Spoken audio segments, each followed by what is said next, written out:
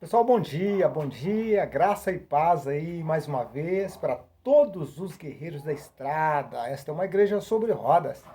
Pastor Wilson passando por cá. Só para desejar para todos os integrantes aí, ó, que a paz do Senhor ocupe lugar no seu coração, tá bom?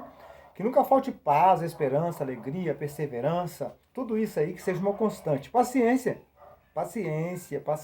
é uma virtude que nós temos, que nós às vezes não temos, mas precisamos de adquirir. Por quê? Porque paciência faz com que venhamos chegar lá do outro lado, né? Alcançar a vitória de Deus. Eu vou voltar ao assunto que para mim é o meu tema, será o meu tema principal, que é a oração. Oração, a chave da vitória. Porque nós falamos tanto, mas às vezes não enfatizamos o assunto com a importância que nos é dedicada. Importância que o assunto tem para cada um de nós.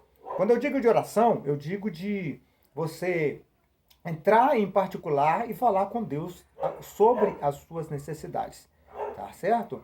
Eu sempre guardo como tema hoje 1 Tessalonicenses capítulo 5, versículo 17. Se vocês ouvirem alguns cachorros latindo no fundo aí, não preocupa não, porque é natural, tá? Então vejam bem, orai sem cessar, é o que o texto diz. Então, eu sempre menciono que nós, às vezes, esperamos as coisas ficarem ruins para que nós venhamos apresentar as nossas necessidades diante de Deus. Mas o que a Bíblia diz não é isso não. A Bíblia diz que nós precisamos de orar constantemente.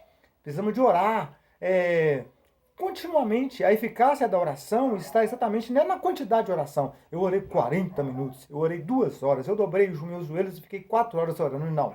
A eficácia da oração está exatamente numa constância de oração. É quando você repete o tempo todo aquele diálogo que você tem com Deus. O pai, o filho só conhece o pai quando ele senta com ele e dialoga, conta para ele as suas dificuldades e necessidades. Então é disso que eu estou falando. Veja bem, alguém mencionava para mim que estava passando muita luta, então como que ele ia fazer para ele tomar posse da vitória? Eu quero trazer isso como exemplo para nós e vou voltar no texto, tá? 1 Tessalonicenses, capítulo 5, versículo 17. Veja bem, se você está passando muita luta, muita batalha, está travada, eu não consigo nem saber de onde vem virar a vitória. Como vai acontecer isso? Deixa eu te falar para você. Eu quero falar de campeões. Vou falar para você de vencedores. A Bíblia fala de algumas pessoas que foram vencedoras. A Bíblia fala de Moisés, a Bíblia fala de Abraão, a Bíblia fala de Ló, a Bíblia fala de Jó, a Bíblia fala de Esther, a Bíblia fala do profeta Isaías, a Bíblia fala de Elias, a Bíblia fala de Neemias, a Bíblia fala de Ruth e assim inúmeros outros campeões. A Bíblia fala do apóstolo Paulo, a Bíblia fala dos discípulos de Jesus que andavam lado a lado com ele, e um dos pontos primordiais que Jesus enfatizou é ensinar os discípulos a orar. Não sei se vocês se lembram, Jesus estava sempre levando os discípulos para um lugar à parte para que eles pudessem orar. Fica aqui que eu vou orar. Orem também, orai o tempo todo. Então veja bem, quando eu falei que eu quero falar de campeões, normalmente quando nós olhamos esses grandes campeões que batalham, que vencem, por exemplo, a corrida de São Silvestre, é um exemplo muito nítido disso. Quando nós falamos de um campeonato de futebol, Corinthians, Atlético, que eu sei que o homem gosta muito de futebol, vamos falar dessa prática.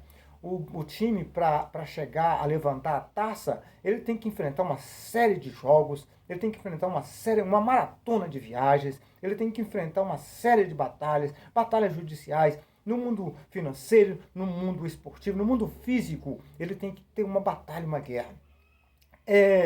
Para que aí depois, quando chega no final do campeonato, ele simplesmente ganha um troféu, né? Ganha um valor hoje financeiro acima de tudo. Isso é importante para a agremiação, para o clube e tudo mais.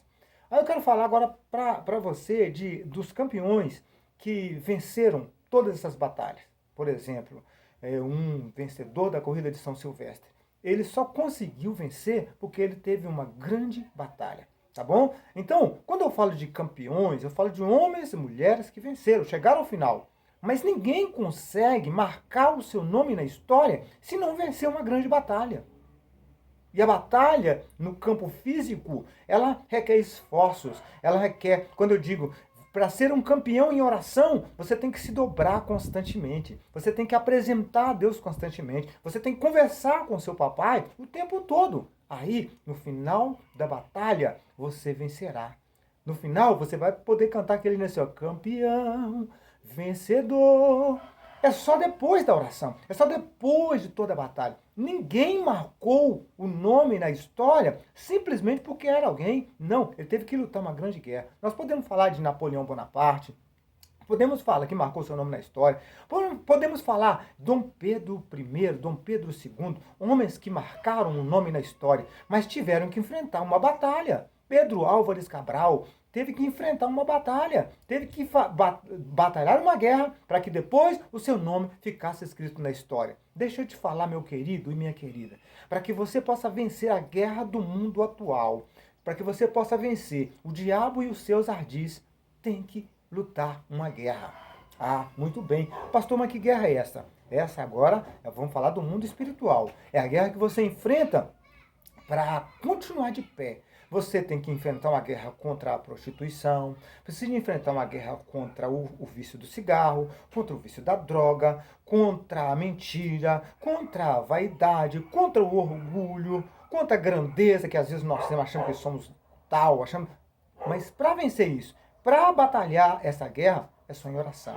É a arma que nós precisamos e temos para usar para enfrentar as guerras e nos tornarmos grandes campeões. Nós falamos de Daniel Berg, que trouxe o Evangelho para o Brasil. Nós falamos de Gunavin, que trouxe junto com ele o Evangelho para o Brasil. Falamos de homens como Vimalgo, que oraram. A Bíblia fala que Vimalgo orava tanto que os seus joelhos sangravam. Ele se dobrava diante de Deus, mas só que tem um detalhe. Quando ele chegava no meio da sociedade e ele levantava as mãos, as pessoas que não tinham espiritualidade suficiente caíam por terra. Gente, oração resolve.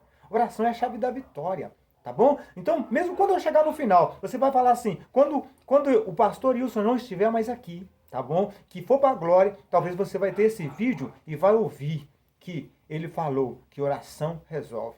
Quando eu chegar no final, aí eu posso falar para vocês, eu fui um vencedor, um campeão, batalhei todas as guerras, enfrentei todas as batalhas, enfrentei o pecado e cheguei do outro lado. Consegui resistir o diabo com os seus ardis, mas nós só conseguimos isso com oração. A eficácia da oração cura câncer, cura cirrose hepática, cura hepatite, meningite, troca ossos, troca corações, fígado, rins. Sabe por quê? Porque quando nós oramos, move o coração de Deus para trabalhar em nosso favor, como Jó.